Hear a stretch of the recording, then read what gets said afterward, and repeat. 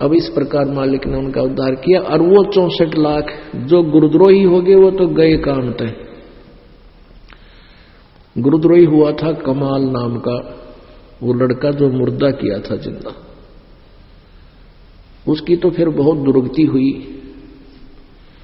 और बाकी जो आप और हम आज जो परमात्मा के चरणों में आ रहे हैं, आप वही हो जो काशी में बिदके थे। अब कोई मध्य प्रदेश में पटक रखा काल में, कोई उड़ीसा में, कोई बिहार में है, और कोई राजस्थान में, और कोई पंजाब में, कोई हिमाचल में।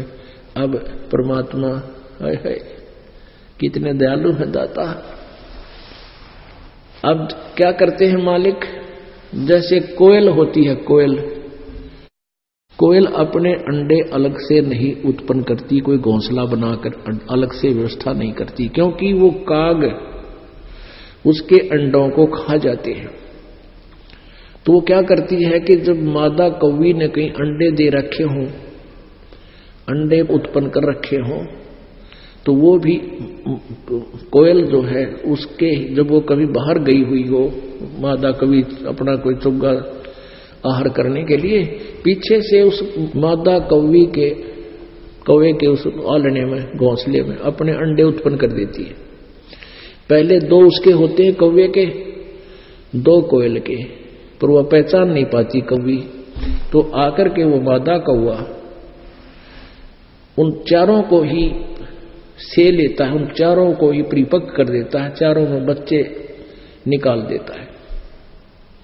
फिर वो बच्चे उड़ना सीखते हैं। कोयल दूर बैठी देखती रहती है। जब वो बच्चे उड़ने लायक हो जाते हैं, दूर बैठकर वृक्ष पर अपनी बोली बोलती है, कुहू कुहू कुहू करती है। अब कोयल वाले बच्चे फड़क कर देखते हैं, क्योंकि उस बोली को वही परख लेते हैं, उन्हीं को कसक है उस बोली की। और वो दोनों के दोनों उड़कर उस आवाज की तरफ चल पड़ते हैं। वहां से वो कोयल फिर आगे चल पड़ती है, कुहू कुहू करती हुई दूर निकल जाती है, और वो बच्चे उस आवाज पर आकर्षित होकर उसके साथ साथ दूर चले जाते हैं। वो कौवी उसके पीछे भागती है, मेरे बच्चे गए, मेरे बच्चे गए। वो तो चले जाते हैं दूर, तो वापस आ जाती है कहीं पीछे वालों को कोई खतरा ना हो जा, गए सो गए। तो पुण्यात्माओं, परमात्मा ने आप जी को ऐसे उत्पन्न कर रखा, काल के लोगों में ही, काल के पुजारियों के घरों में ही आप जी को उत्पन्न कर रखा था। पहले तो आप उस कौवे के बच्चों की तरह ही सब चाल चल रहे थे। अब आप जी ने ये कोयल की बोली पकड़ ली, परमात्मा की वाणी को पहचान लिया, और इस पुस्तक के माध्यम से भक्ति सौदागर को संदेश या ज्ञान गंगा ये एक ही हैं, और टीवी चैनलों के माध्यम से आप जी ने यह वाणी कुहू कुहू की आवाज आपके हृदय में घर कर गई। इसको सुनकर आप यहां उड़ आए, यहां पर आ गए। अब आप परमात्मा के बच्चे हो गए।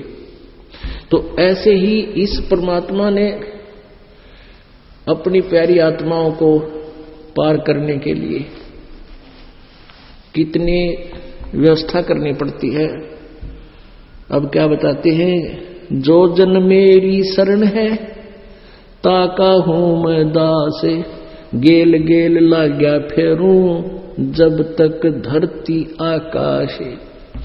साधों से ती मस्करी ये चोरा नाल खुशाले, मल अखाड़ा जीतेंगे ये युगन युगन के माले। कहते ही ज्ञानहीन प्राणी संत भक्तों के साथ तो बकवाद करते हैं, और उन नकली गुरुओं के चेले बने बैठे हैं, उन तराजी खुशहाल बैठे, गांव पूरा गुरु मिल गया हमने, जिन्हें कहेगा भी ना मेरा। और कहते हैं ये तो मल अखाड़ा जीतेंगे युगन युगन के माल। आप हो वो युगन युगन के माल। आज तो 600 वर्ष पहले मालिक आए, जब आपने खूब खुराक खिला गए, आपको पहलवान बना गए इस भक्ति का। अब वही आपकी बैटरी चार्ज हुई 600 वर्ष पहले आप जी 64 लाख तो मालिक के चरणों में थे, वो तो इब आवेंगे पार भी होंगे इब के। इसके अतिरिक्त और भी बहुतों को, अच्छी आत्माएं और भी बहुत है जो तड़प रही है परमात्मा के लिए, फंसी बैठी है नकली संतों के पास, और वो आगे तो और शीघ्र ग्रहण करेंगी वो भी, क्योंकि सब ने भगवान चाहिए। तो आप जी का तो नंबर पक्का है कि सच्चे दिल तक आखिरी सांस तक भक्ति करते रहे, लगे रहे। द्वार धनी के पड़ा रहे और धक्के धनी के खावे, सो काल झकझोल ही पर द्वार छोड़ नहीं जावे। ये फार्मूला पार उनका।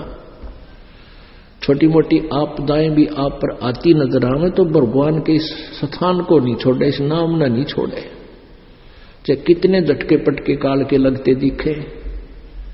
देखो जो मजबूत वृक्ष होते हैं, पेड़ होते हैं बाग के, कितनी आंधी चालानियों को धरती में पटक पटक कर मारती पर टूटते नहीं।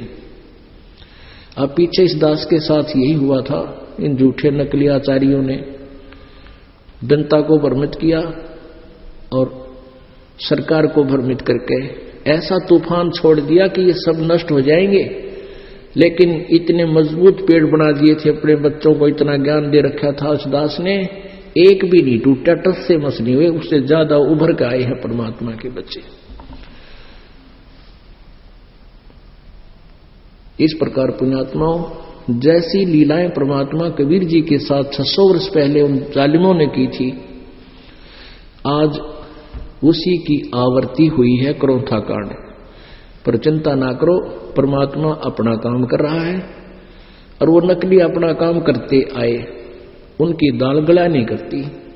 हाँ, पहले इतनी दाल जरूर गल गई उनकी कि वो ये कहा करते कबीर जी अशिक्षित है और ये सदग्रंथों को नहीं समझ सकते। संस्कृत भाषा में सदग्रंथ लिपिबद्ध है और संस्कृत भाषा केवल एक ही वर्ग, ब्राह्मण वर्ग जानता था।